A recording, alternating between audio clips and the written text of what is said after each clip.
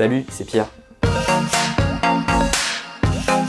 Aujourd'hui, je vais vous parler de MKDocs, qui est un outil qui permet de générer des sites web statiques à partir de fichiers Markdown. Alors pourquoi je vous parle de MKDocs et de Markdown? En fait, c'est une raison assez simple, c'est que souvent sur nos projets de dev, on utilise Markdown pour faire de la doc. Au début, on a un fichier, deux fichiers, puis au bout d'un moment, on a 50 fichiers, et ça devient vraiment le bazar.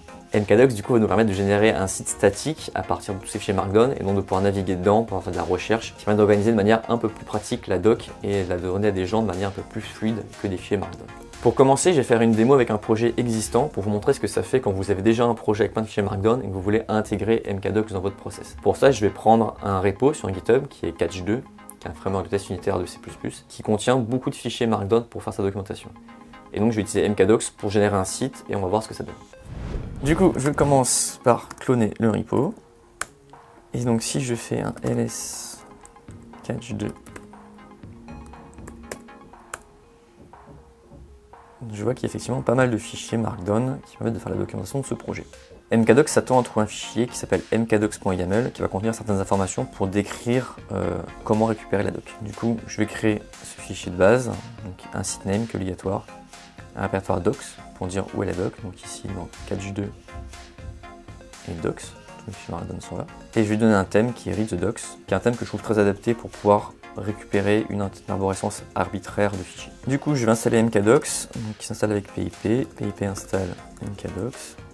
Et je vais pouvoir demander du coup à MKDocs de servir mon fichier. Donc là, il nous dit qu'il a buildé toute la documentation et qu'elle est maintenant accessible à l'adresse locale que je vais ouvrir dans mon navigateur. Et donc voilà, je tombe bien sur un projet qui s'appelle Catch2, que j'avais donné. J'ai une erreur 404 page not found parce que MKDocs s'attend à trouver le fichier index.md qu'il ne trouve pas ici, il n'existe pas dans le projet Catch. Par contre, tous les fichiers Markdown qu'il avait, et bien, ils sont accessibles maintenant. J'ai donc toute ma doc de mon projet qui est accessible directement par ces petits menus. La structure du Markdown se retrouve dans le menu de gauche. Ce qui est très pratique avec ce site statique, c'est qu'il y a un champ de recherche. Et donc du coup, je peux faire la recherche dans tous mes fichiers Markdown, ce qui avant n'était pas possible. Il faudrait que j'ouvre un éditeur de texte qui permettait de faire la recherche multi-fichiers. Là, dans un seul truc, j'ai tout. Puisque Catch2 est un framework de test, allons voir s'il sait ce que c'est que le BDD. Effectivement, il y a bien une section BDD style qui est dans le fichier tutorials, donc il m'explique comment faire du BDD avec Catch2.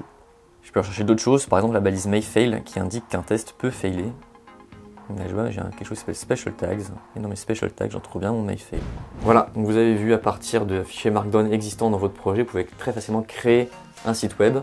Il va générer automatiquement un menu sur le côté pour vous. Vous avez de la recherche et donc vous avez une capacité à retrouver facilement vos informations et à la partager facilement. Dans cette deuxième partie de vidéo, on va pas repartir d'un projet existant mais d'un projet qui serait le nôtre et dans lequel on maîtriserait mieux la structure de la doc et on va voir comment du coup avec MKDocs on peut lui dire grâce au fichier YAML comment organiser les fichiers. En effet c'est ce qu'on a vu à l'instant, on lui donne à manger un dossier, il prend tous les fichiers et il met un menu sur le côté avec tous ces fichiers. Si jamais il y avait des sous-dossiers, il utilise ces sous-dossiers pour faire une hiérarchie plus complexe. Mais il est possible en fait dans le fichier YAML de décrire une structure de doc qui ne serait pas représentative de la structure du file system et donc réorganiser différemment nos fichiers au moment de la génération de la doc. Donc c'est ce qu'on va voir dans cette deuxième partie.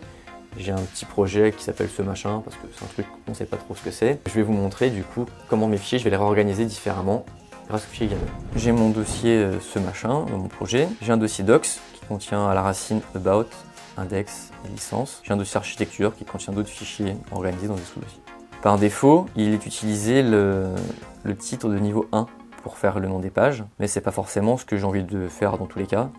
Des fois aussi, par exemple, dans le fichier licence, j'ai pas de Markdown avec un titre niveau 1, donc je pourrais pouvoir changer éventuellement le titre. Donc ça c'est possible avec le fichier YAML que je vais vous montrer maintenant. Donc je retrouve bien les balises site et thème que j'avais juste avant. Et cette fois j'ai quelque chose en plus, j'ai une nav qui me permet de décrire la structure. J'ai une section accueil qui sera le fichier index.md et une section à propos qui contiendra about et la licence et une section architecture qui contient des sous-sections avec les différents fichiers Markdown. On est de retour dans la ligne de commande, on va relancer la génération de notre site et on va regarder ce que ça donne. Donc là on arrive sur notre site qui vient d'être généré, on retrouve bien la structure qui était décrite dans notre fichier YAML. Ici le fichier de licence a bien retrouvé un titre correct alors qu'il n'y avait pas de Markdown de titre niveau 1. Et je retrouve les informations que j'avais du coup dans mes différents fichiers. Pour le kiff, on va changer les thèmes et voir que du coup notre doc aura un rendu différent qui vous fera peut-être plus joli ou moins joli et vous pourrez choisir ce qui vous plaît le plus. Donc pour ça je vais installer d'autres paquets avec PIP qui sont d'autres thèmes du coup que read the docs qui est installé par défaut. Mes thèmes ont bien été installés donc je peux changer mon fichier et lui dire que je vais utiliser maintenant Windmill à la place de read the docs. Je retourne sur mon site et je vois que du coup le thème a changé et qu'on a un rendu graphiquement très différent. Puisqu'il est installé et que c'est simple à vous montrer, je vais vous montrer aussi le thème Bootstrap 4. Et voilà, et avec ce thème, vous n'avez pas un menu à gauche, mais un menu qui est en haut.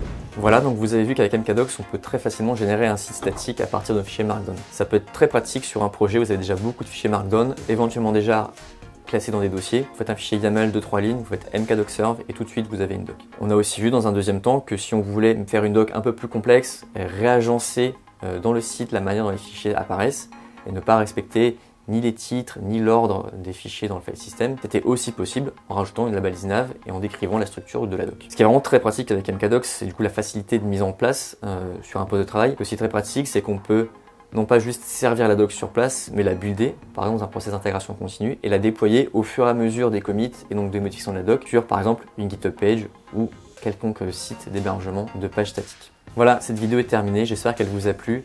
N'hésitez pas à nous laisser des commentaires et à la partager sur vos réseaux. À bientôt!